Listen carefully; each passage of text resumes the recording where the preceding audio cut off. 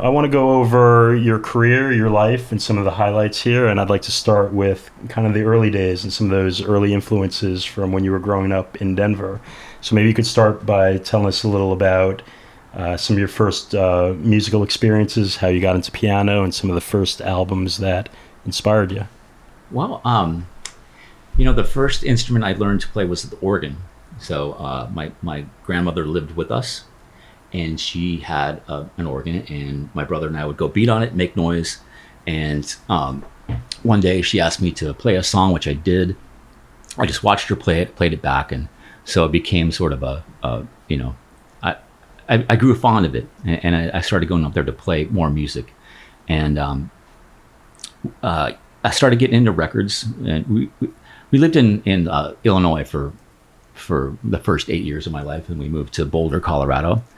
My grandparents moved up with us; they lived with us, and I started getting into popular music. My dad had a collection of 45s and albums, and my brother and I started collecting 45s. And I remember listening to Soul Limbo, the song by Booker T and the MGs. This one right over here, this classic cover.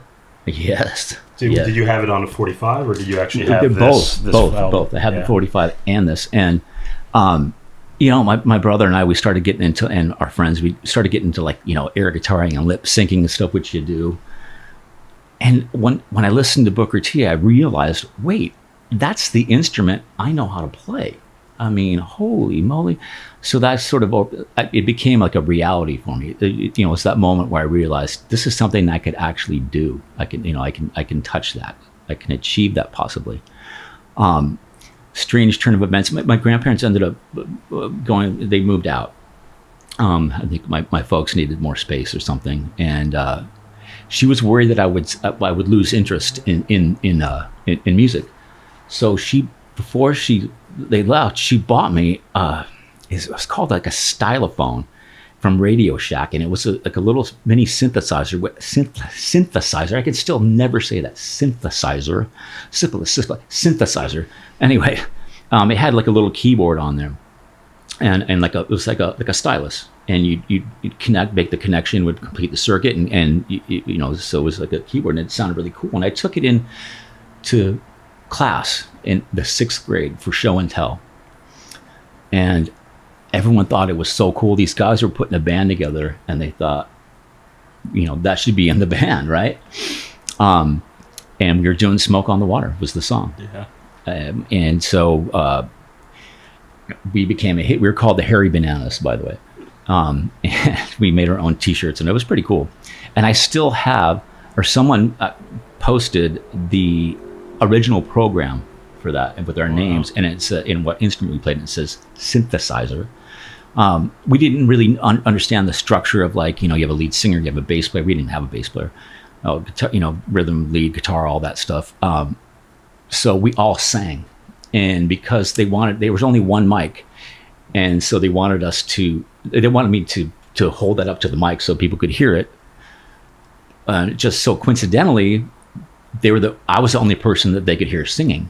So by default, I became the lead singer of that band too. Amazing. Yeah. Which I became the keyboard player and lead singer. Me and the drummer, we stayed together until we were 20 years old. Wow. It was so. Were you gravitating towards bands that had keyboards? Because obviously John Lord from Deep Purple, you had Booker T over here. Booker T and the Rolling Stones, some of the greatest keyboard players ever. Ian Stewart, Ian McLaughlin, Nicky Hopkins, right. Billy Preston. Right. That's a pretty impressive list. And it's great stuff. And it really, they're genius at arrangements and stuff. And they knew, exactly where that fits, where that sets the mood, how that, it's pretty good stuff to listen to, regarding that. But, definitely, it was something, but we started doing more when I got older. I realized if I come out front and just sing, it's like, I didn't, but that's a lot of responsibility, really. It is. But yeah, so, that was it till we were 20 years old. And, it was a lot of fun. We were actually, working, playing bars, when we were in high school, doing the cover gigs. What would be on the repertoire of those cover shows? Well, in Colorado in the 1970s, you absolutely 100% had to play Freebird, or you're not getting a gig. Isn't that still the case in a lot of places? Probably. Yeah. As a matter of fact, Hookers and Blow, we have a policy. Now, correct me if I'm wrong. This is true. You can fact check this. If someone if someone shouts out Freebird during the show, I'm like, Freebird, we will play it in its entirety. We have to. That's our policy. I'm going to be that guy at the next show. Yeah. So if you don't want that to happen, don't shout it, because we'll call you on it, basically. So that was one of the songs, and Taking Care of Business, great piano stuff on that too. Sure. I have a picture of me playing at some social in maybe I'm 7th or 8th grade, and I can tell I'm playing a cowbell like this. I'm like, oh, we're doing Play That Funky Music, White Boy.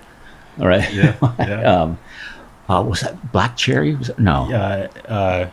Cherries. It was Cherry something. Cherry something. Yeah. Cherry Pete. It's not Cherry People. Wow, we're on it. Yeah, we're close, but maybe we can fact check that. And so, were you learning this stuff by ear, or were you taking lessons? Learning everything by ear, because that's when my grandma was teaching me how to play the organ. She noticed that I could just watch her play it and I'd play it back. But with the advent of albums and recorded music, I think, like, for a lot of people, sheet music and going that route became obsolete. Yeah, because you could actually listen back. I mean, now it's ridiculous. Right. You have these apps that can pick apart the song and separate the tracks for you. It's like, get the hell out of here. That's so unfair. I had to sit there with the needle on the record, just trying to figure out what they're saying, what they're playing, and I know that sound. Can you hear that? Yeah, that's the classic sound that's on. What records is that one on? So many records. So many good records. Yeah, but. I forgot what. See, they disrupted our conversation. We're talking about learning by ear or learning. Yeah, we learned by ear. That's what we did, and then we got, our parents were nice enough to let us rehearse in the basements of our various homes or the garage. Neighbors didn't like it, but whatever. And did you know that this was a path that you wanted to be a rock and roller, or did you have a thought that this was a hobby? I knew from the very first time that I got on stage in front of people, because I had kind of a speech impediment when I was a kid. I was very, very shy. I'd gotten into an accident when we moved out from Chicago to Colorado. I fell off my bike, and I smashed all my teeth and broke this bone into a trillion pieces or something. It was very, very traumatic. And they didn't really know what to do when they went to sort of surgically try to fix things, because I was 8. When you're, obviously you're 8, you're losing teeth, things are growing, and they kind of botched it up. But my mouth was always changing. Up until I was like 20 years old, I wore braces. And so when your mouth's always changing and you're growing, it's hard to express yourself that way. Yeah. But I was on stage, people loved it, and that was an important part of it. I knew that's what I wanted to do. There was never any question in my mind. And you got to remember, in 1970, whatever the hell it was, that was a ridiculous fantasy. Yeah, it's like totally. Rock and roll. Like, people are still waiting for it to die. And I was lucky enough, again, to be in a very nurturing environment for that. My parents, maybe they looked at it as a hobby, but they enjoyed it and they supported it. But I also, my dad had him and another fella, Don, they opened a little grocery store. They risked it all, really. They to open this grocery store in a little town called Port Lupton, and I started working there when I was 10. So, I learned hard work. Yeah. Through that. Yeah. And I learned a lot of things there, actually, just, being around my father, just, being fair to people, dealing with people, and working hard. I used to tell my kids, I started working when I was 10. They're like, yeah, whatever. And one day I got my social security like history. Like, look, see, 1973, I started paying into that's that. accruing well. Yeah. So, And so you were playing, you were working at a young age, and you were playing at bars, playing music before you were even of legal age. Bars and keggers and socials and wherever we could, really. Was that original music, or was it still at that time covers? We always included original songs that we had worked on and wrote, which was fun for us. I don't know about other people.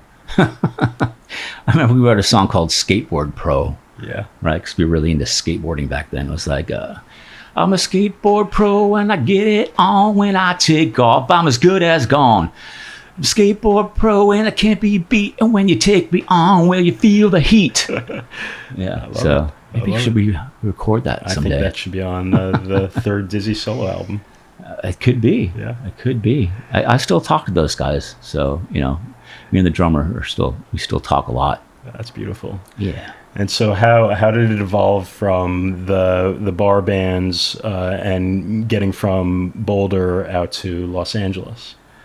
Well, at that time, you have to realize this is when if you were serious, if you wanted any chance whatsoever of getting a record deal, being successful, you had to be in Los Angeles or New York, and I like the sunshine. So, actually, been out here since, never left, still here. So that was my goal. When we graduated high school, we all, now at this point, we've been together for 6 years, which when you're that age is an eternity. Oh yeah. We got a house together called the Rock House, and we called it the Rock House in Boulder, Colorado, and it was a kind of legendary place, really. If you were around back then, like 81, 82, you were probably at a party at that place. But yeah, that's one of the worst and best things you can do as a band is move in together like that. This is our first place after living at home. Yeah. So we grew apart rather quickly. We had different ideas about music. Metal had come out, was starting to be a thing, and I was really into that. And we'd been doing a lot of new wave sort of stuff, and just different ideas. And I really wanted to get out to LA and pursue that. The other guys weren't so keen on that, so eventually we split up after all those years. And another thing that happened is I'd been singing since I was like 11 or 12, and I burnt myself out, and I never had any training. I didn't know what I was doing, so I decided I'm going to go have a vocal lesson. And I just looked up someone in the paper randomly, and it was this wonderful lady named Sunny Quick, right? I still remember that. And Sunny, if you're out there, if you're still around listening, thank you. So she had a studio out in North Boulder, and she had one of those old Yamaha CP80 electric grand pianos, right? And she's like, if she asked me if I played an instrument, I said, yeah, I play keys. And she goes, oh, sit down and play for me. I'm like, what? I came here to get vocal training, so let's just do that. And so we started on that, and she, in over a few lessons, she kept asking me to play the piano. I'm like, no. So one day she goes, I have to go pick up my daughter. Just make yourself at home. You can play if you want.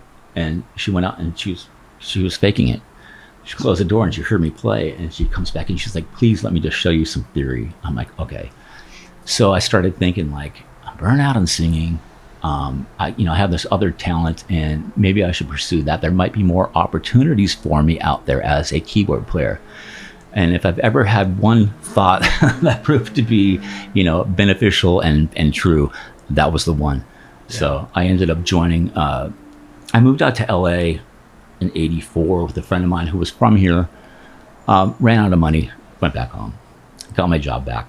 And then I was going out to shows in Denver, and there was this band called Gauntlet that they were the shit. All the girls were talking about Gauntlet. I'm like, I got to meet this band. I got to see them play. A lot of dudes didn't like them. They were too poppy or whatever. Basically, they were just jealous. Anyway, I saw them open up for Rat at the Rainbow Music Hall, and I went, I got to join that band. That's and I met the drummer, Sid. We're still great friends to this day. And I ended up joining that band, and the singer for the band says, "When can you move to LA?" I said, "I don't know. When are you going?" He goes, "Well, like next week." And that was it. I moved out here then, and I never looked back. We came out here in '85, lived in Long Beach, and boy, was that an awakening. Yeah, very different than the Sunset Strip, I'm imagining. Well, I hadn't really experienced the Sunset Strip yet. I was just starting to do that. We were based out of Long Beach. This some young lady had an apartment, and she was in the hospital or out of town or something, and it was available, so she let us stay there. And what a hick I was. I mean, so this is like the first week we're living there. I had my Air Jordans, right? They were kind of new, and I was proud of those suckers. And I was going to go running. I said, I'm going to go for a jog, right? So I'm Long Beach, like 8th and Atlantic with my Air Jordans, and to catch my sweat, I put on a red bandana. So yeah, I get it. I'm out jogging away, and this car pulls up, man, and it's like these guys were, I'm assuming they were probably gang members, Yeah. but it was just so ridiculous. They were laughing their asses off, and they're like, "Man, where are you from?" I'm like, "Hey, I'm from Colorado. How you doing? Nice to meet you." They're like, "Dude, you can't do that. You can't wear a red bandana and go running around in your brand new shoes. You can't do that." And so, to those guys, thank you for sparing me, really. And it was a quick lesson. And then other things would happen after that. I remember hearing like a lot of gunfire and seeing this lady get like kidnapped right outside of our door, and the guy came and saved her. It was crazy stuff, man, that you don't think about. That that happens. It happens on Starsky and Hutch or Beretta, but when you see it happening outside your window, it's like, holy shit. And little did I know that was just the beginning. We ended up moving up to Hollywood. We got a studio off of Sunset, and we lived there. We slept on the floors in sleeping bags, and there's one outdoor toilet in the parking lot. And then there was a bigger studio next door that had air conditioning and a refrigerator. And, we lived in this little tiny thing. And one day we decided we wanted to move out. Place we were going to move to fell through. So we were kind of stuck. And by some miracle, that big studio, there was 3 bands sharing it. They all decided they were going to move out at the same time. So we grabbed that. It was an upgrade, definitely. It was more, but it's like, we'll come up with money. We'll figure it out. So the little studio became available, and Guns N' Roses moved into that studio. And that's how I met those guys. What year approximately? That was 1985. So at that time, were Guns playing out on the Sunset Strip? They were ruling the club scene at that point. Yeah. So tell me about what that, because there's a legend of the Sunset Strip in the mid '80s and all the great bands, including Guns, that came out of it. But how would you describe that scene and what was going on and how you managed to start integrating into it? So like I said, even at that time, you had to be in LA, or LA was the shit at that time. And so I joined the biggest band in Denver, for sure, biggest draw, easily, playing original stuff. We moved out to LA. There's 5,000 other bands just like us that were the biggest shit in their hometown, that were now here. So now it's just like you go from headlining to, playing 8 o'clock on a Tuesday at the Troubadour and doing pre-sale tickets. F that. We moved up rather quickly, past that. But through hard work and just promotion and whatnot, and having a good product helps. So that's what you're dealing with, and from all over the world, people, musicians, and girls that like musicians. It was so with that there was so much energy. It was so crazy. It's really hard to describe. It's hard to put it into words what was happening here at that time. If you went up to the Sunset Strip on up or the Whiskey and the Roxy and all that in Rainbow is on a Friday or Saturday, it was like a party, a street fair every night. On the weekends especially. It's crazy and really cool, and there was fun. I look back with euphoric recall, because it was magic. But at the same time, there was just we didn't have any money. We were sleeping on the floor of these studios, and yeah, it's just getting something to eat was a challenge, or just something to drink. And I usually chose. My thinking was, if I can get someone to buy me a drink, then I will loosen up enough to get them to buy me something to eat, right? Yeah. So Yeah. it didn't always work that way, but it was fun, but it was tough. There was a lot of competition, and it was, we there was some brotherly love. There was some brotherhood, but for the most part, it was pretty cutthroat. You wanted that deal, you wanted that spot, that slot. So. Yeah. And when you moved into that place next to Guns N' Roses and they were ruling the Strip, did you have a sense? Well, when was the first time you got to actually hear them play? I saw them at the Troubadour, and it was at that time probably the loudest thing I'd seen in LA for sure. Not as loud as Ted Nugent at McNichols Arena on Halloween of 1978, but I had that same reaction as when I saw Gauntlet. I'm like, I want to join that band. Wow. Holy shit. And luckily for me, Axl had this sort of idea in his head that they were going to need a keyboard player someday. And we would sort of like go back and forth between each other's, studios. There was crazy stuff going on in that parking lot every night, cool, fun parties and whatnot. A lot of riffraff coming off the streets, and it wasn't easy, but I remember he somehow ended up on my keyboard riser, sleeping, and it was time for me to rehearse. So I thought I would just start playing and wake up, right? And this is how I remember it. I started playing Bad Company, the song, yeah. Right? And he arose to that, and I think that's when he had the idea maybe that I would be the right guy, because there weren't a lot of keyboard players back then, and if there were, the ones that were playing around, they were classically trained, sort of progressive, not that sort of bluesy glam street rock that I liked and that they liked. So that worked out really good. I don't know about fate and all that stuff and timing, but it's you create your own luck to a degree, yeah, right? So if you're a dick to everybody, you're not going to have as much luck. You're just not. If you're cool, then you're probably going to have some better chances. So that's of course without compromising yourself or whatnot. But funny thing is, like, when we had that studio, so my band The Wild, we were called, we would partition time to rehearse, to practice, right? So we just got the studio for an hour every day, and we'd always have the drummer go first, because then we wake up. So this is after being up all night, because he would just come in and start doing cadence on his snare drum. It's like, you're gonna pop up and get the hell out of there. So when it was my turn, I said, I just want to be alone, so I'd concentrate and close the door. And I had this Roland Juno 60 that had a sequencer built in. Yeah. And I'd program in scales, and I'd hit play, and I'd go back to sleep. And I go, wow, man, he's really tight, And I got busted eventually, but that's what I think of practicing. I love it. And did you at that time jam with the Guns N' Roses guys? And was the Guns N' Roses at that time, was it the Tracy Guns, or was it actual? No, core? it was the lineup.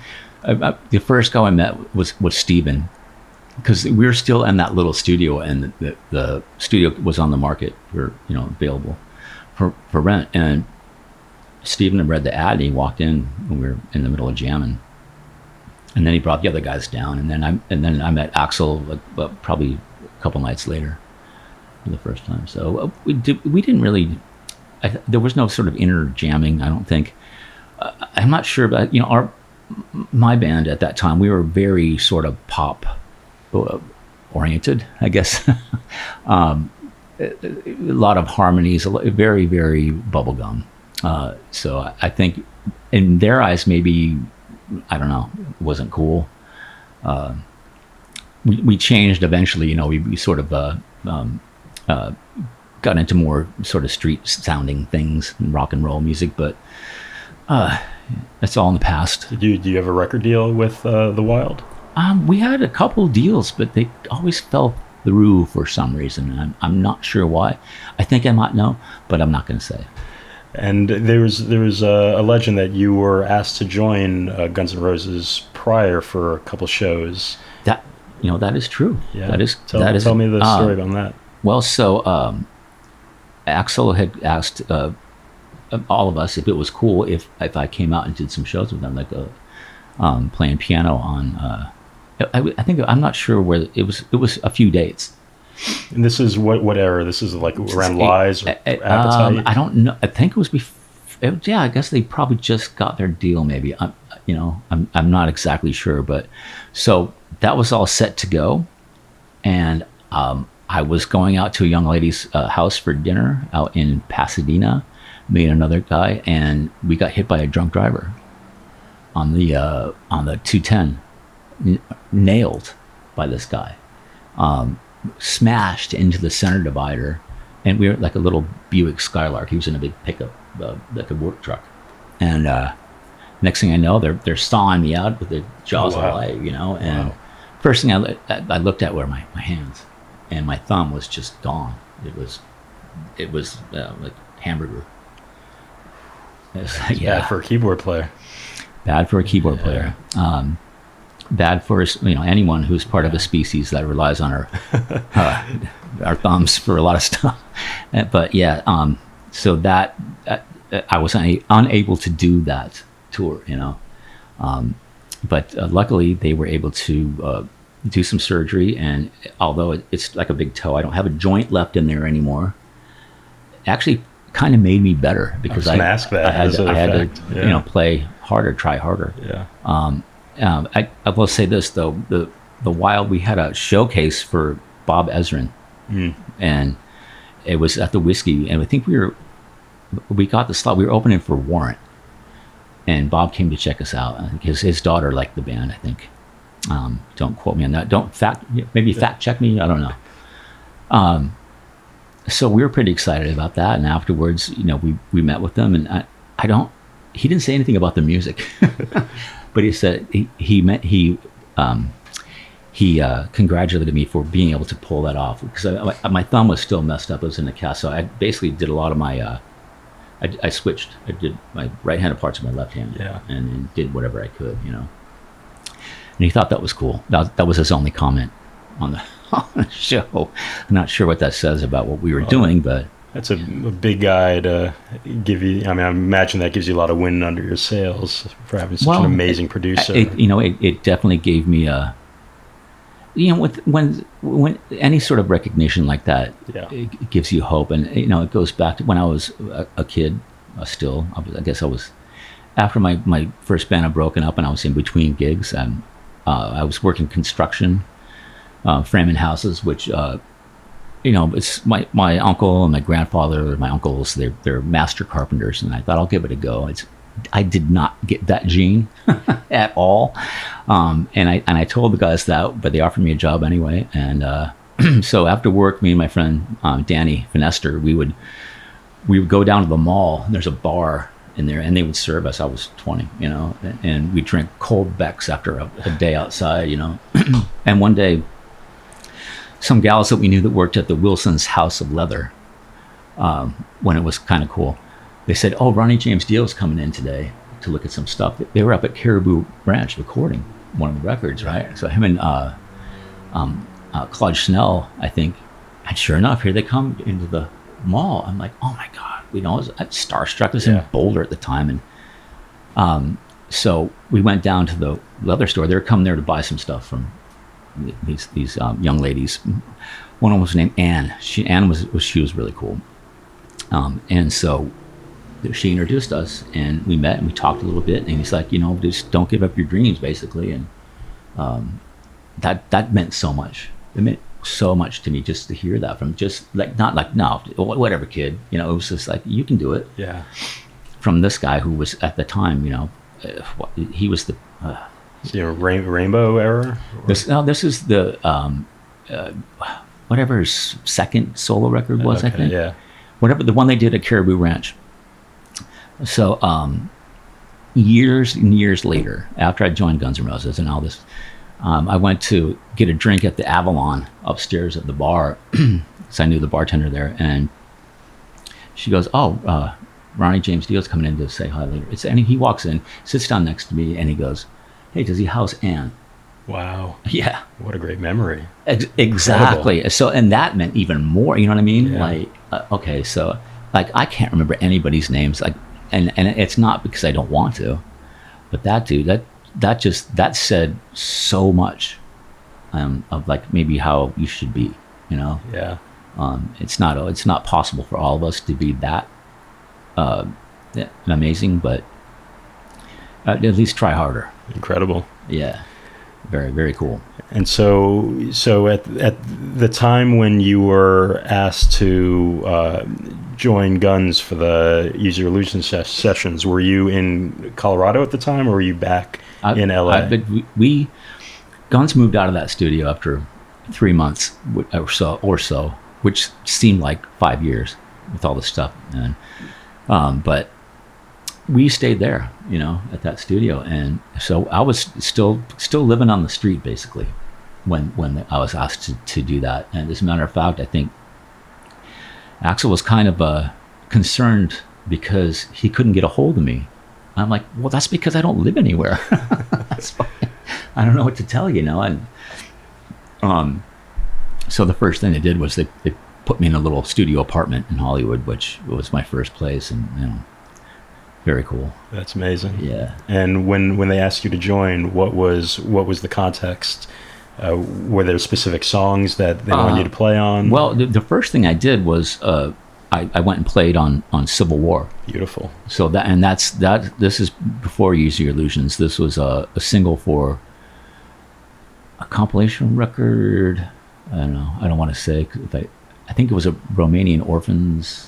Interesting. I had no idea. I always thought it was released first on. I know it was included. Wow. So and this was Steven's still playing drums at this time. Yeah. And so I went down to. First, I went up to Slash's house. We went over the song, and then went to the studio, rehearsal place, and then into the studio to do it. And it was that was something, man, because I was like the triumvirate of terror. I look up in the control room, there's like Slash and Duff and Axl. Yeah. And they're all telling me different things. And I was freaking out because I didn't realize they tuned down a half step. And so not only does the band tune down a half step, but the piano that they had at rehearsal was tuned down a half step. I don't have perfect pitch. I didn't know that. I was playing along. So I go to play this song, it's in a different key. I'm like, oh my God. So with that pressure to try to transpose everything on the spot on a deadline, and this is like a make or break thing for me at this point, you know. But I got through it, and I think in a lot of weird ways, playing it in E flat gave it a style that it wouldn't have had, right? So as a matter of fact, whenever I played, I never play it the same way twice, you know. Because I can never really emulate that unless I play it on the black keys, and I don't. So.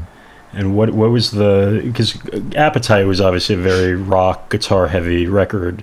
Use Your Illusion was just an expansive opus of different sounds. What was the reaction of the other members of the band to include the piano player? Well, I think first of all, you know, Axl, when he hired me originally, it was so that I could play his piano parts live, and because he didn't, you know, want to, or for whatever various reasons, and so I knew that, but you know, I kind of like was feeling my way around, like what if I play on this song or that song, and add some things, you know, and I gotta say the other guys were a bit resistant to it at first, and they did not make my life easy. How so? Well, you know, I look at it as like sort of a hazing or initiation or whatever you want to call it. But I was determined to win them over. You know, that was just like, there's no way. I'm not going away. You know, this gig is, it's you know, So I think over time I did win them over, but Absolutely. it wasn't easy. I think it's and luckily enough, I had Axel's support and the producers, Mike Klink. We added, if you listen like Dust and Bones, there's piano and organ on that, and I don't know. I think it really adds sort of it creates that mood, that I could hear that in my head. Like if we did that on that song, I think it would really accentuate whatever's going on there. So there's a few other songs pretty tied up and stuff like that. So and also adding what I could, harmonies and backup vocals. Actually, I think the first thing I recorded, and we'll have to fact check, but I'm pretty sure because I was there. For Civil War was I did the harmony on the chorus. I don't need your Civil War part. Amazing. Before I did piano, so it's kind of weird, but that's how I remember it. And how long were those sessions to record? There's so many songs on both those albums. Was it a long, extended period of recording? An eternity. Yeah. But it was great, and for me, it was a learning experience. It was the first time I was really involved with anything like that at all, and to have access to these things. Yeah. I was like, what if we had a clavinet on Bad Apples, and next thing you know, there's a clavinet there. I'm like, wow, that was easy. Holy shit, that's how it works. To be involved on that level was a wondrous learning experience. And was at that time the idea that you'd also be touring with the band? Oh yeah. Yeah. I think that was probably more of a thing than the recording. And is it right that your first show was Farm Aid, or was it the Rock in Rio? Rock in Rio. Rock in Rio. That must have been insane to go from homeless, living in a studio, to playing for 90,000 people, something like that. I was unhoused. Unhoused, yes. That's a better way to put it. That's not right. Cool. I shouldn't say that. I was doing the couch tour, I like to say. That was my first show with GNR. Do you have any distinct memories of that? It's a bit blurry, but it was just it was a sort of pinch yourself experience. Really, it really was. It's 100,000 crazy people. Yeah, and I mean crazy in a good way. Yeah, appreciative, I guess. Passionate. That's the word. Passionate. It was pretty awesome. And User Illusion wasn't out at that point, no, right? No, we toured a lot before those came out. And I believe we were, I want to say we were actually maybe in Europe or something when they did come out. I don't know. I can't remember exactly. But a lot of people were scratching their heads actually because of their songs they'd never heard. Oh, so you were playing all that stuff. Oh, yeah. I could be wrong. But I think at Rock in Rio, we opened with Pretty Tied Up. Beautiful. I think. And so there was a lot what's that? But I'll never forget. I mean, I was probably 12 or 13 at the time when that came out, and I was a huge fan of Appetite. And then when User Illusion was coming out, it was such a big deal that I went in the early morning, the day it came out, to the warehouse in Woodland Hills and bought it that day. And I think that there was a song in the Terminator 2, so there was a music video for that. You could be mine. And that it just felt like there was so much energy and so much excitement for that album. It was, and I mean, that song still is just, those songs hold up. Yeah, that's the thing. It's over time they really, really do. And You Could Be Mine is just, there's so much energy in that song. Yeah, it's pretty amazing stuff, for sure. And we talked about real briefly this album, which I'm going to pull out, Spaghetti Incident, which you mentioned is one of your favorites, or your favorite. It's actually my favorite as well. It might be my favorite Guns record. I don't know. I kind of go back and forth. I love it. I actually absolutely love it. So tell me kind of the impetus of how you ended up doing a covers record. I think it's just something they wanted to do. Was it the idea that this stuff would be released, or was it just songs you all liked and were jamming on? I think with Guns, with Axe, everything's planned out. Yeah. Ahead of time. Yeah, and that was part of the deal. Yeah, this introduced me. I bought this one also the day it came out. It was maybe a year later, 2 years later. Well, let me see what the date is on it.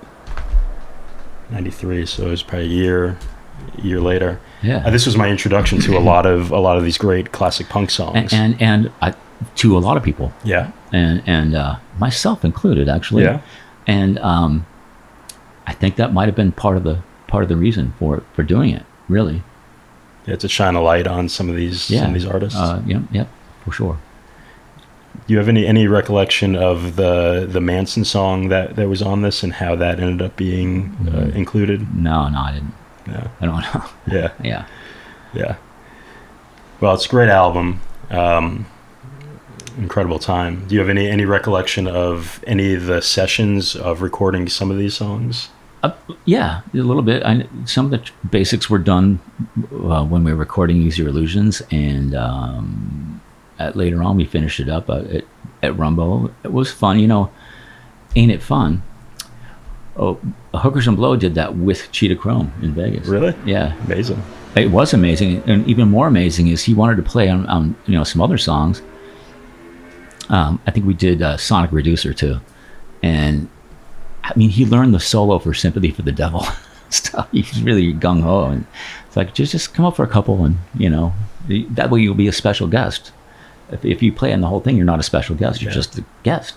You're special. Was Cheetah on this album? No. Oh. No. But on the Hookers and Blow. Yeah, when we performed in Vegas. So that was me sort of diverting the questions there. Yeah, no, that's that's good. That's cool you got to play with them. Yeah. I got to see the Dead Boys or Cheetah play a bunch of years ago at South by Southwest, and it was absolutely awesome. What a great musician. Yeah, how about Lords of the New Church?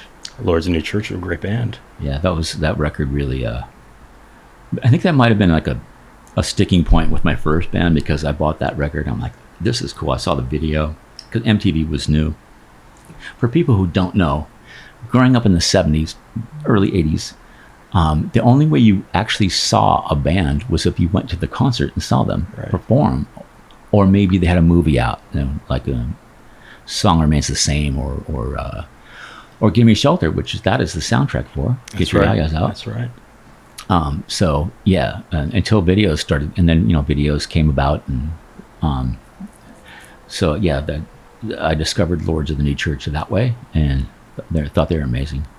Incredible.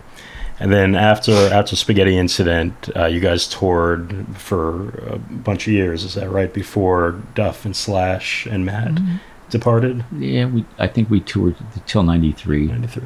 Went through some changes and started up again in 2000, 2002, something like that. And kept touring for a long time. Oh, absolutely. And absolutely.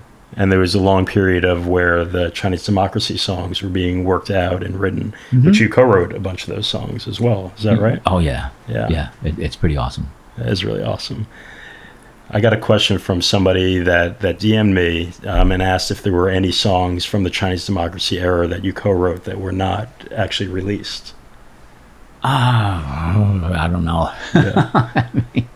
I mean, there's songs coming out, so and some here and there there's And then in 2004, while you guys were reinventing Guns N' Roses, you started Hookers and Blow. Is that right? I did.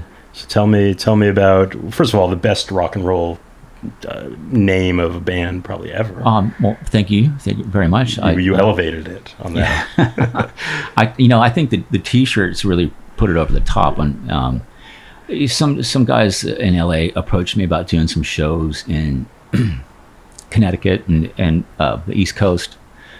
It's like an all-star band or something, and I was like, or Dizzy and Friends. I'm like, listen, I'll do it, but only because I'd always wanted to do something called Hookers and Blow, and so I threw that out there. I threw that at them, and actually they didn't have a choice. So that's what it was going to be.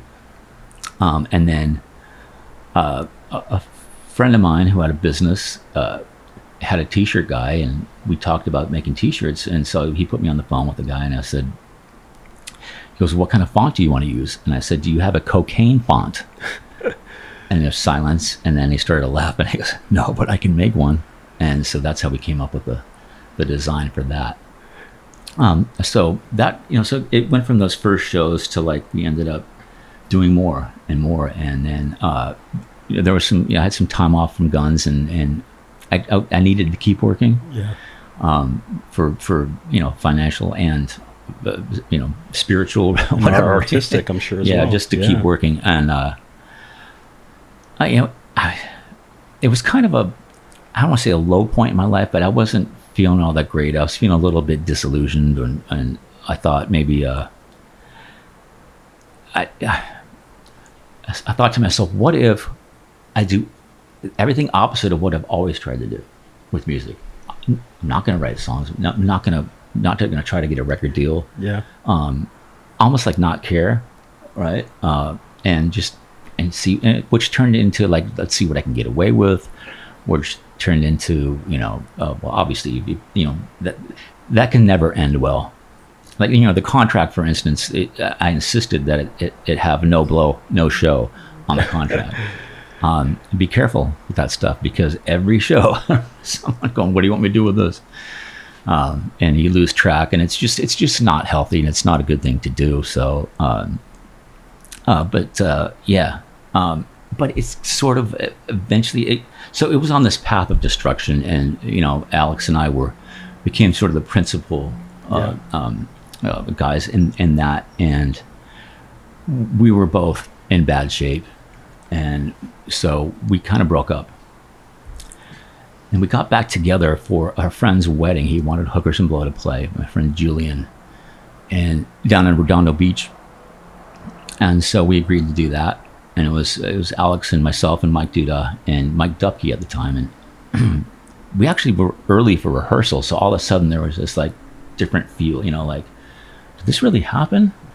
And we went and did these shows, and we thought, well, you know what? I guess we're back together now. And so it became as Alex's mom came to see us one time in Baltimore, she goes, oh, you guys are viable now. So we became viable. What year was that? Was the breakup and the reunion? The breakup reunion, and we did a few breakup reunion shows. So we would break up that night and then get back together later on in the show. But I don't remember exactly. It was probably 2000 and I don't know. Do you remember?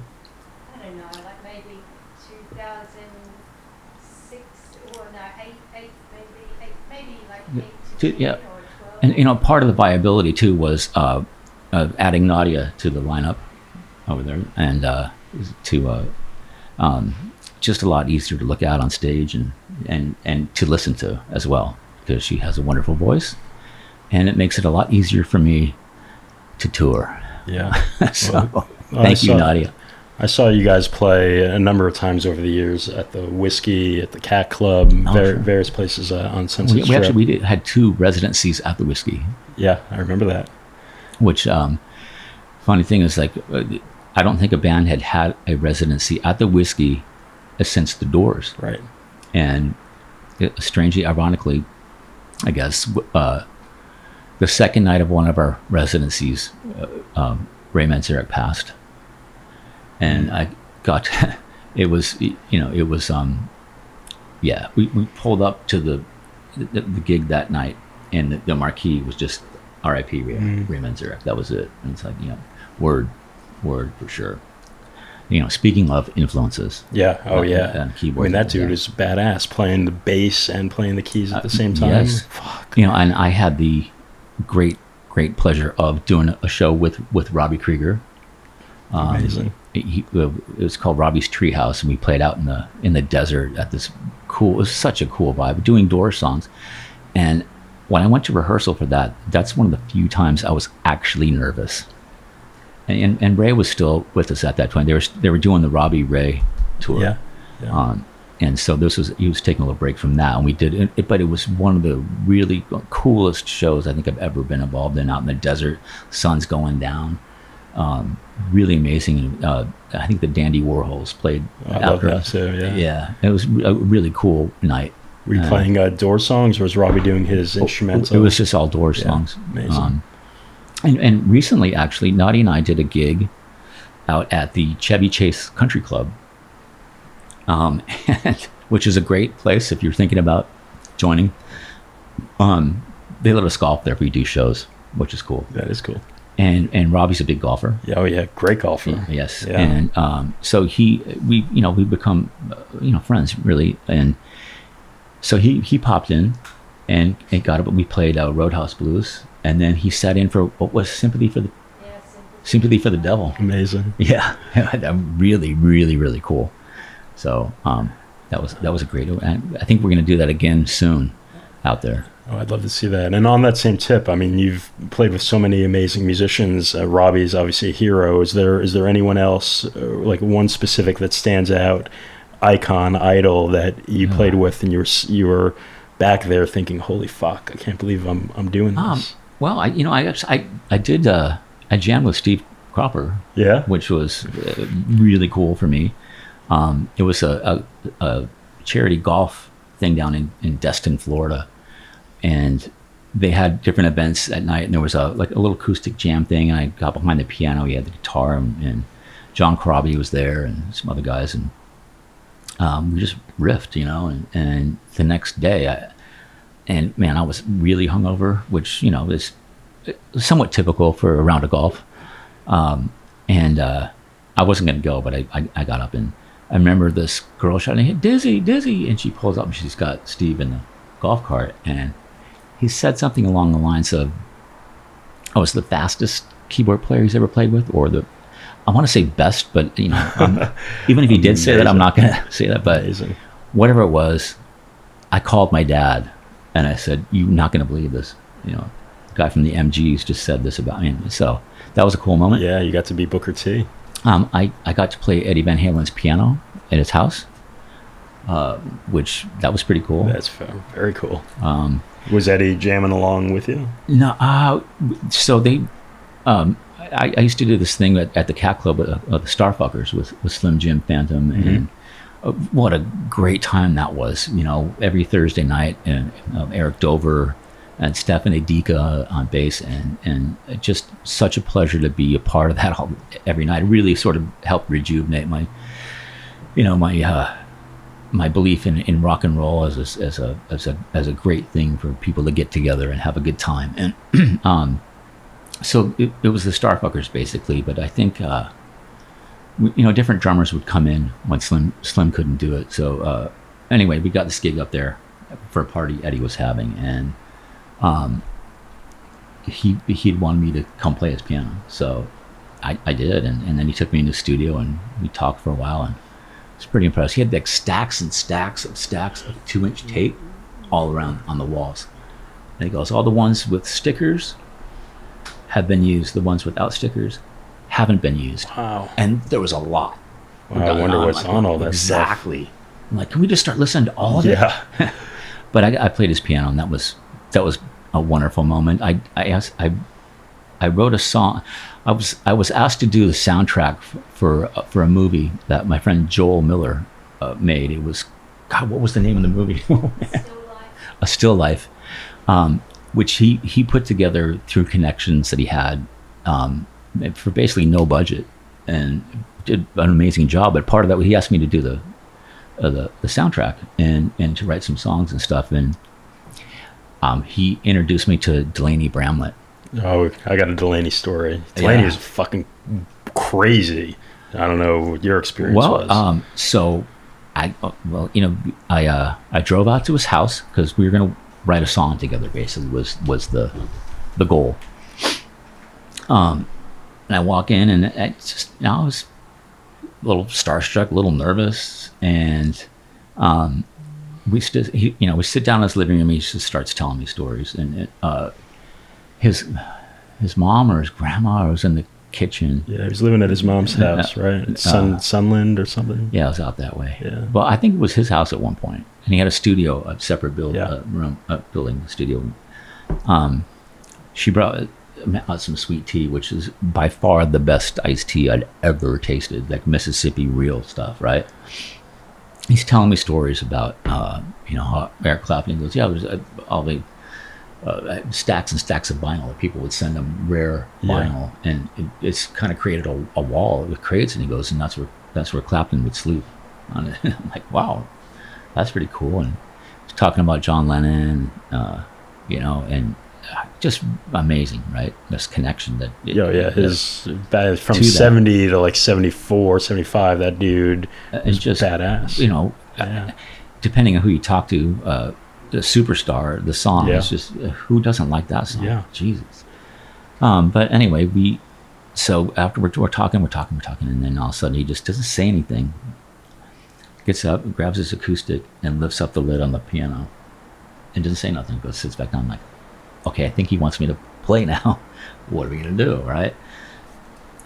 So I just started jamming, riffing and doing a little bluesy thing, right? And kind of like Love and Bane, but not, and go to the 7, and he goes, stop. I'm like, oh, shit. He goes, man, you're the first person I didn't have to tell to go to the 7 before you go to the 4, or whatever the hell it was. And I'm like, yes. I keep playing, and then afterwards I hear from the kitchen, Mema, I'm like, I'm in. If she likes it. So we ended up, we did write a song together, and I honestly don't know exactly what came of that. I'm sure it's out there. I think it's called Something Ain't Right. And he's singing, and I just remember thinking, like, God, if I could just get my hands in this to redo it somehow. Like, he passed away, so. Yeah. Did he show you the George Harrison guitar? He may have. Yeah. I went out to Sunland once to do an interview with him. It's probably 20 plus years ago, and he was in pretty bad shape. He wasn't in good shape. Yeah, he was pretty drunk, and you had to get him before like 2. Right, I'm sure I was after that, and I show up, and he's holding a gun when I show up. I'm like, and he's drunk. I'm like, I don't know what the fuck's gonna happen here. He puts the gun right on front, goes into the studio. We go into the studio, puts the gun down on the table, opens his safe, and he shows me the George Harrison guitar. I'm like, whoa. He's like, yeah, George Harrison gave me this guitar because I taught him how to play slide. Like, that's fucking amazing. Yeah. Wow. I'm like, can I strum? He's like, no. Yeah. I'm like, I get it. That he was a heavy. Yeah. He was definitely a heavy. It was an honor, and just a really cool thing to have been able to write a song with him. Absolutely. Is that song available online somewhere? Like I said, I'm not sure. And I really wish I could get my hands on it and redo it. Yeah, we got to find that, because I'm pretty sure it could be a lot cooler. But, not that it wasn't. A good song's a good song, right? Yeah. I love it. Well, you've written a lot of great songs. You had an album a couple years ago, 6 years ago, Rock and Roll Ain't Easy, your first solo album. Mm-hmm. And this year, in a couple of months, September 2024, you've got the next solo album, Rock and Roll Chose Me. Rock and Roll Chose Me. So tell me about some of the impetus of this and what we can expect on the new record. Well, it's really a follow-up to Rock and Roll Ain't Easy.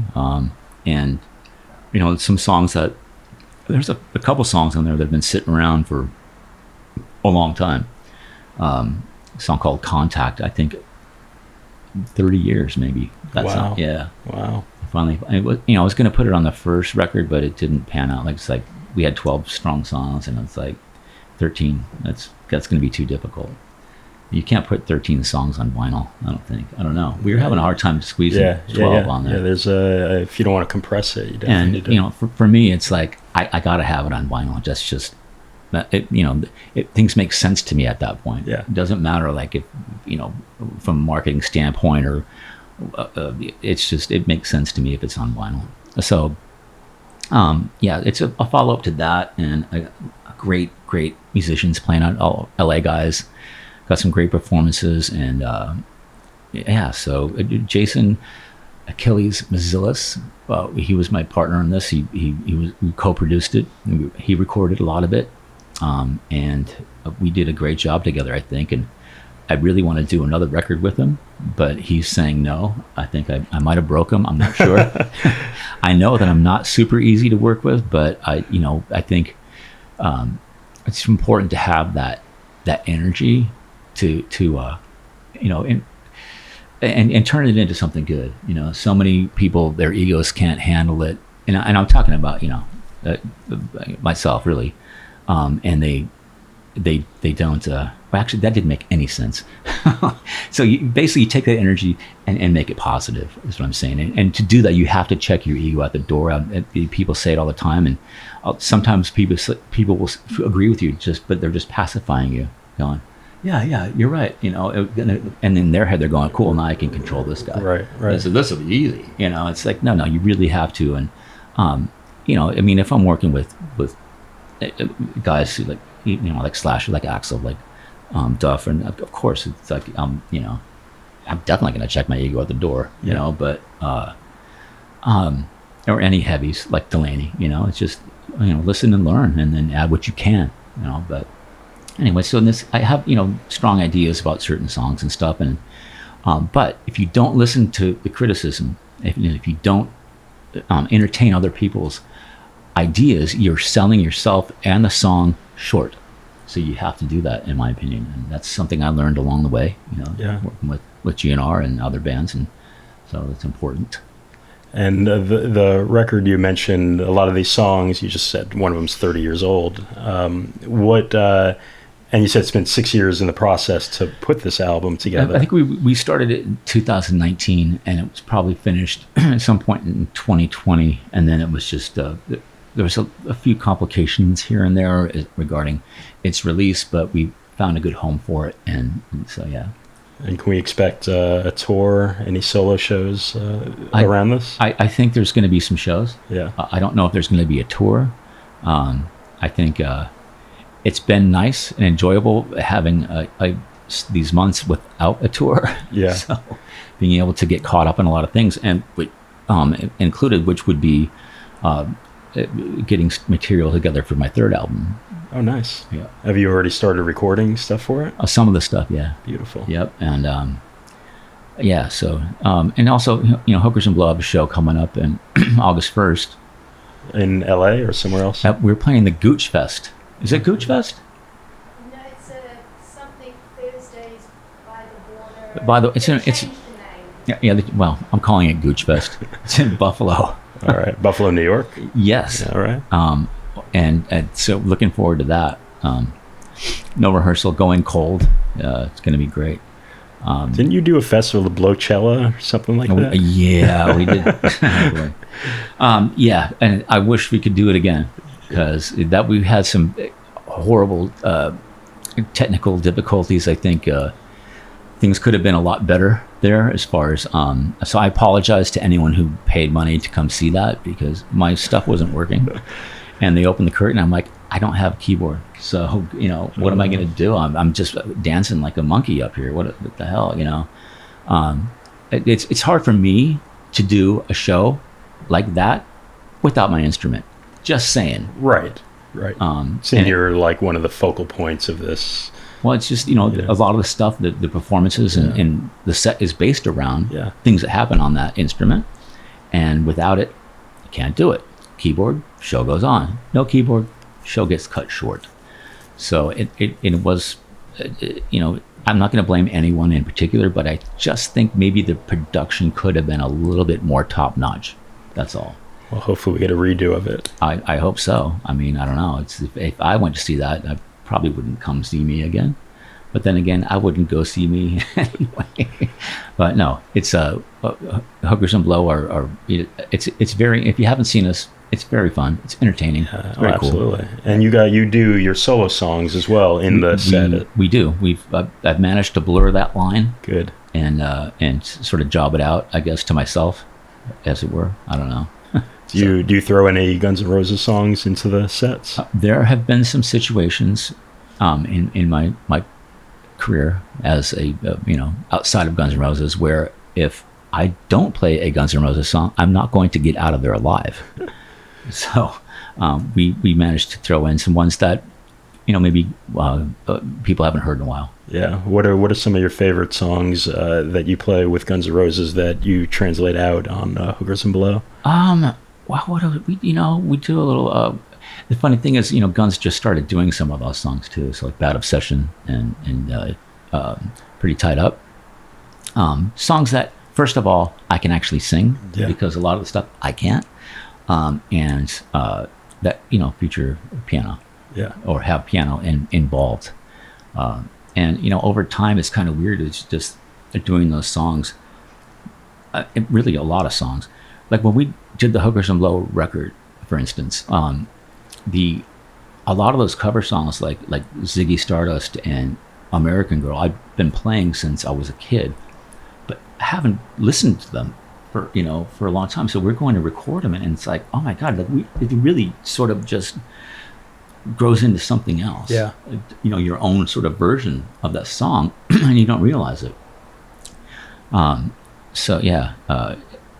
Actually, that was one of the great things about doing the Hookers and Blow record, was going back and listening to those songs and picking them apart.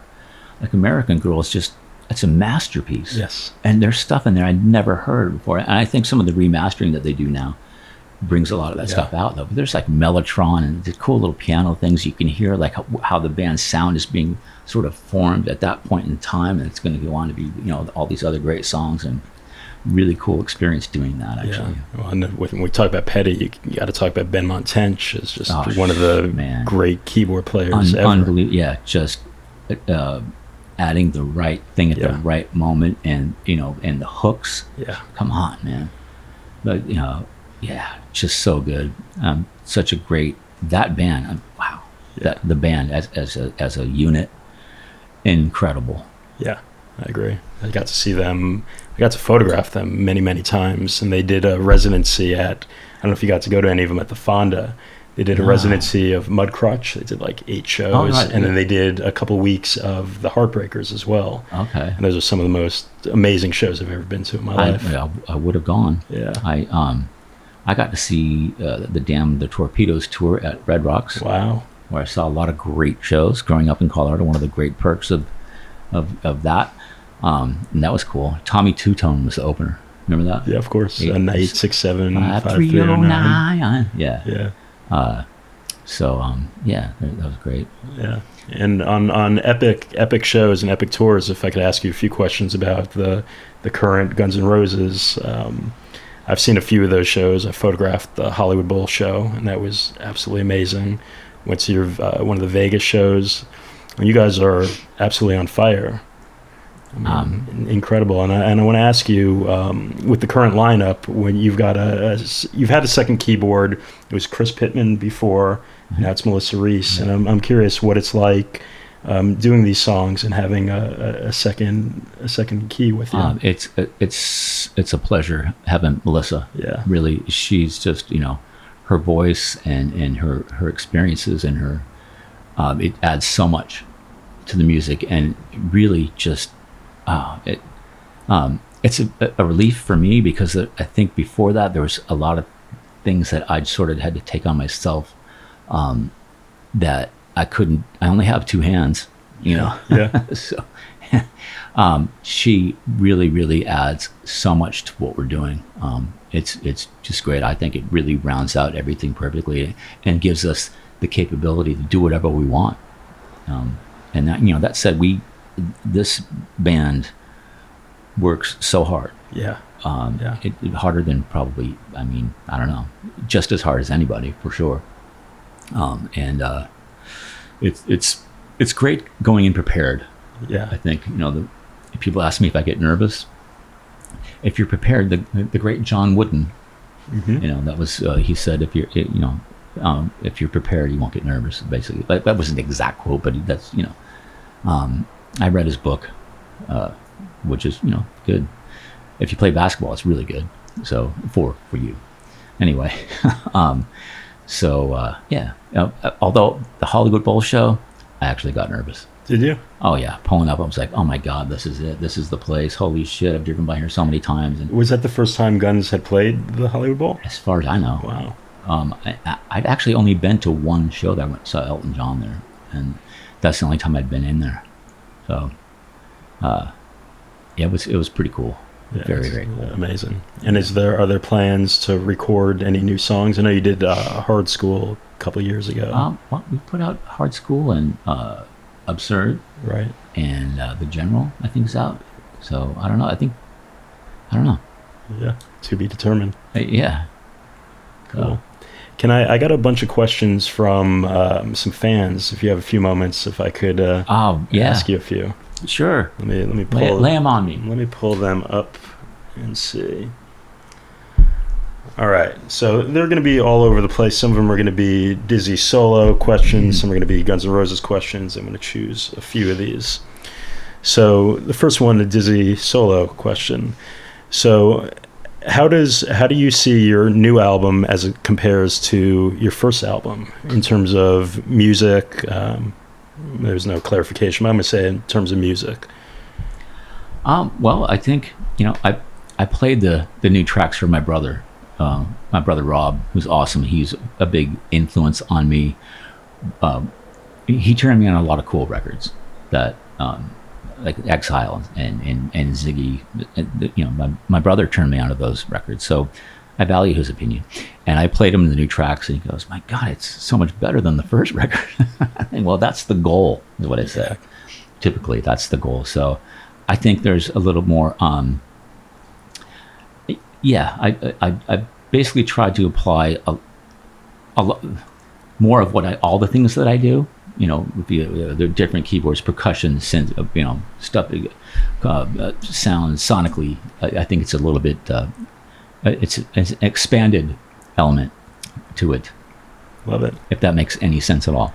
It does. Another question is, are there any guest musicians on this new record? Maybe you could just share who are some of the musicians that are playing with you on the new album. It's a lot of guys from here in LA. Some guys that were on the last record. The guys from Hookers and Blow on some of the songs, but it's I was just lucky enough that these guys were around and available to play. So it's like, my good friend Crash is featured on DIB. So he's a guest musician. Who's the singer on DIB? It's Spencer Crash. Yeah, it's him and I are singing that together. And Nadia actually is singing as well.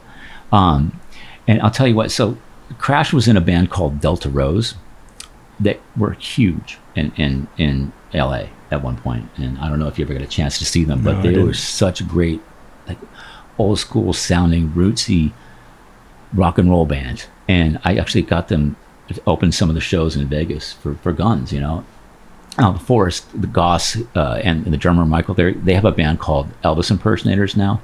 They broke up, so Crash is doing his thing. Forrest plays on some of the songs as well, but with Crash, I wanted to get him on the record somewhere, and after I wrote the lyrics to DIB, I'm like, this is a lot of effing lyrics, man. I thought that, by me, after listening to me sing it myself, it kind of lost some of its, firepower, and so I thought that this is a good spot to bring in Crash. I'll sing a half, he sings the next half, we'll trade off, and it was very effective. That's awesome. So yes, there are a few. They're all special guests. Yeah, yeah, that's great. Here's a couple Guns questions from the Chinese Democracy material that was released. What's your favorite track and why? So many great songs, but I'm just going to go with Street of Dreams. I love playing that piano part, and I think we put a lot of hard work into that with the string arrangements and everything. So that song, it kind of strikes a chord for me a little bit. Here's one. Did the song The General change too much from its previous versions prior to the official one with the current lineup? I don't know, but I love the new version. Yeah, new version's awesome. I think I've asked a bunch of these. Here's one with Dizzy Solo. What's your favorite part of the songwriting process, and why is that why is that part your favorite? The first time you hear it on the radio. Yeah. it's to really truly write good songs. It's the process. It varies so much. It just depends. It really does. But it's sometimes it can be tough. And I think when you know you got something, that's a great feeling. You know, whether it's just a part of the song or riff or something. That's probably my favorite part. Are you continually writing? Are you at home riffing and coming up with stuff? What would you say now? Yeah. Yes. That's an empathetic You know, yes. with the advent of modern technology, it gives me an opportunity to constantly be trying out new ideas, and it's part of it's in my soul, you know. So I'm always doing it. I love it. Let me see. All right, I'm going to go one last one here. So we talked about some of the special people that you've played with. You mentioned Cropper and you mentioned Krieger. But is there anyone that's not alive that would have been a dream of yours to have jammed with or played with? Yeah, probably. Yeah, I mean, I don't know. I think maybe John Lord. Yeah, would be one. I don't want to jam with, but just to talk to him. You ever get to see John Lord play with Deep Purple? I did. Yeah, I did. You know, it was when they got back together for what was that tour, that album? Was it in the 80s? Yeah. Yeah. It was pretty cool. What I'm talking about. I also remember Saxon and Uriah Heep opened for them, and it's the only time I'll ever say this: the organ was too loud. For Lord or Uriah? Uriah Heep. Yeah. Hey, the organ was too loud. You never hear me say that, other than that one moment. Yeah. Deep Purple is still touring. I think Don Airey is playing with them right now. Yeah, I've seen. Yes. Yeah. I've seen various versions of Deep Purple since Steve Morrison. Yeah. I saw them at the Wiltern. They did Machine Head in its entirety. Oh, that's dope. And they had the graphics was like the record, the vinyl, and that was really cool. And that record is just so badass. Yeah, absolutely. So badass. And I remember having the lyrics hanging on my wall. Oh, right. It came. The lyrics it was came in the insert. It was an insert. Right. Yep. And very, very cool. It was with the Deep Purple stuff. It was a little hard for me to emulate because I didn't have access to that cranking, ridiculously cool, loud Hammond until later on. And now I have a lot of them. Yeah, I love it. It's a lot of fun to be able to just do that. So much power. And no one did it better than John Lord. Yeah, absolutely, master. Hands down. No Master. one. Lost him too soon. Yes, definitely. So Dizzy, I want to talk about a few records that have influenced your life. Some of these, we got some big three right here. We got Lynyrd Skynyrd, Nothing Fancy. We got Houses of the Holy. And we got the Stones, Get Your Yayas Out. Yeah. So let's start with Stones, Get Your Yayas Out. Get Your Yayas Out is, so, my brother and I, we buy 45s, and we started buying albums. And I noticed, I was going through the record bin there, and I saw that it had all these great songs on it that I liked, all in one record. So I got Jumpin' Jack Flash and Midnight Rambler and Sympathy for the Devil and Honky Tonk Woman. And I thought, I'll just get this. Yeah. I had no idea. And I liked the cover. There's just, that's so classic. But I didn't know that it was a live record. I had no idea, right? So what happened was when I put it on, I was at first disappointed, but then I realized, oh my God, my band can do these versions of these songs because they're stripped down. Yeah. It's just them and their guitars and the piano. And, when you hear Sympathy for the Devil, it's like, that's this insanely great production that is just, it's orchestration and it's an arrangement. It's amazing, but you can't do that. You listen to this version, you go, we can do that. So it opened my mind. It opened the doors to being able, it's like a good song's a good song. You should be able to sit down on a piano or acoustic guitar and play it, sing it, whatever. So this opened my mind to that in so many ways. Now it's some of the versions are actually kind of bad. There's a lot of missed notes on the bass on a few songs. So if you can get past that, it's historically cool. And then also, it's I believe it's the soundtrack from Gimme Shelter. You mentioned that before, and I didn't actually realize that. I wonder if it says there's scenes in the movie of them playing at Madison Square Garden. Okay, yeah, that's what it is, Madison Square Garden. And Gimme Shelter was mostly Altamont. Is that right? Well, it's leading up to Leading up to Altamont, the movie, yeah. And but just, you know, the version Live With Me and Love in Vain, and just they're such great versions, and how it's just they're a rock and roll band. Oh, incredible. And they're doing it, and it's really cool. So yeah, that it changed a lot of things for me. It probably made it. We were able to play so many songs after that. We realized it doesn't have to be exactly like the record. You can do your own version of it. And they had Ian Stewart on it. And then Ian Stewart went on also, was an amazing keyboard player, piano player, and he also played with Zeppelin. I think there was a song, Boogie with Stu, yeah, on Physical Graffiti. Incredible. And then this album right here, Houses of the Holy, has got No Quarter, which is one of the greats of all time. And that's a song that I know you've played with Guns over the years. Well, I would do it as, there was for a while there was a moment in the show where I would come out and play, I think, Street of Dreams or something on the grand piano, and I would do a little solo beforehand, and I tried to change it up, a little bit of hit or miss. So I started playing No Quarter in a version of it, just like not the whole song, obviously, because if the live version of Zeppelin's is a whole record side. Yeah. So it was just a little bit of it with the band. Funny thing is, like, I never ever read reviews. I don't. It's a bad idea. Some people, they have to, you know. I don't do it.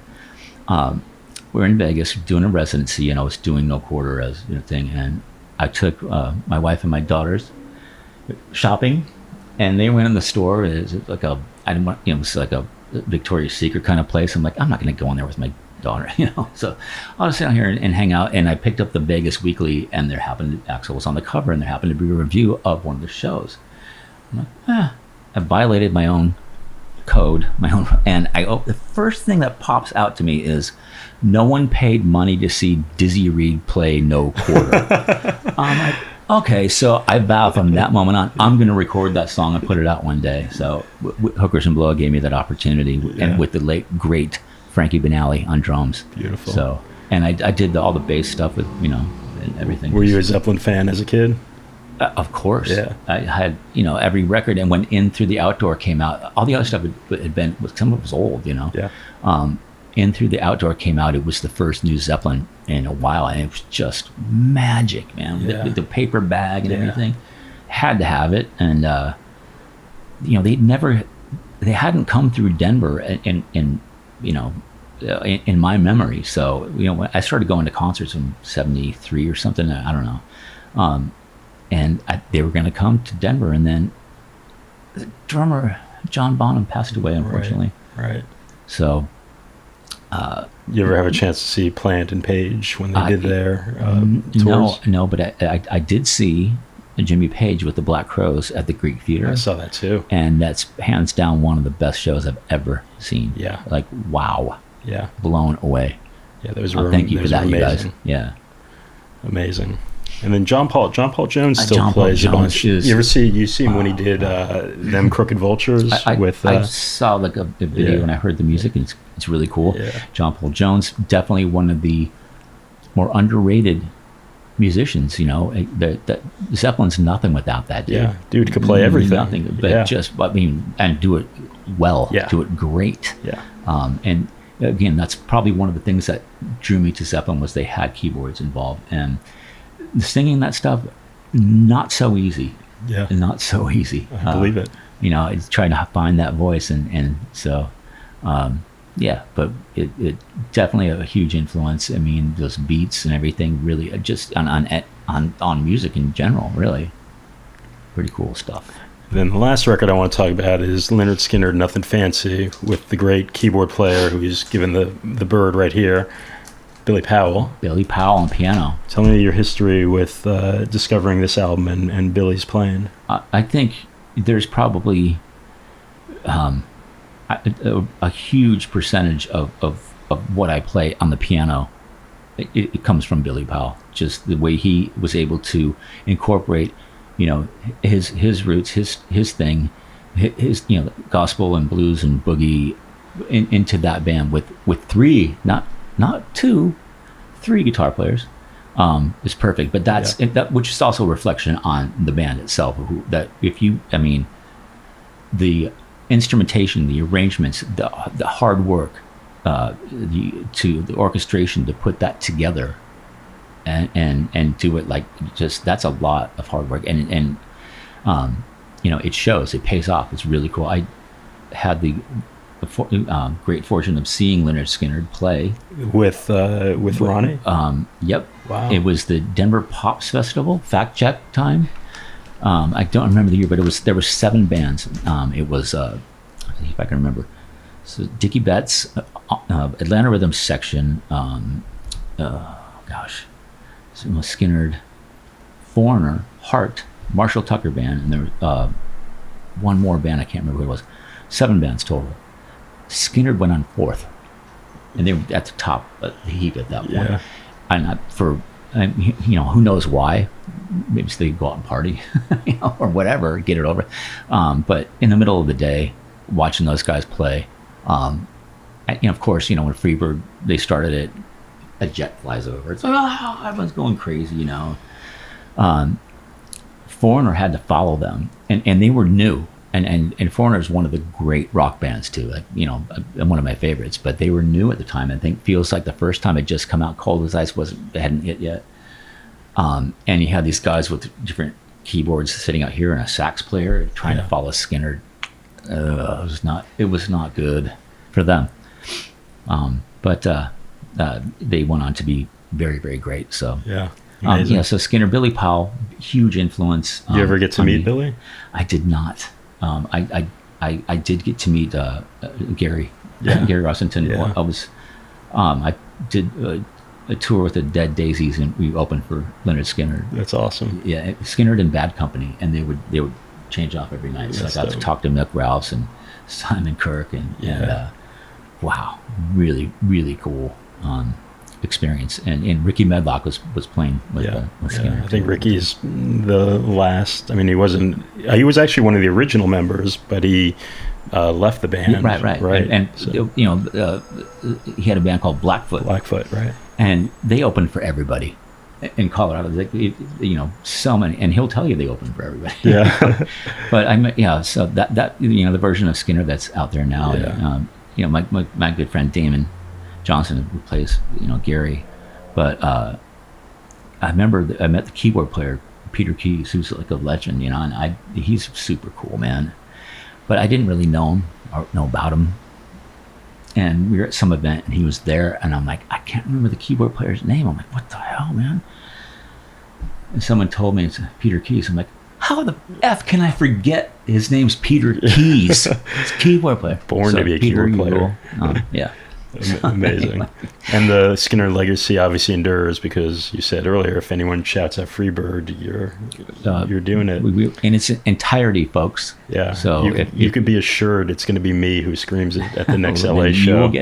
You will get it in its entirety. Can't wait. And I hate to say this, but once we finish, if someone says it again, you're going to hear it again. That's going to be Bob over there who will throw it out the second time. People don't realize, but just makes the gig a little bit easier for us. Just a really long song twice, you're done. That's it. Yeah. Fulfilled. But no, I'm just kidding. But no, we will play it though. Well, Dizzy, thank you so much. Thank you. This was a great chat. I love it. I love the history. I love the stories. Oh,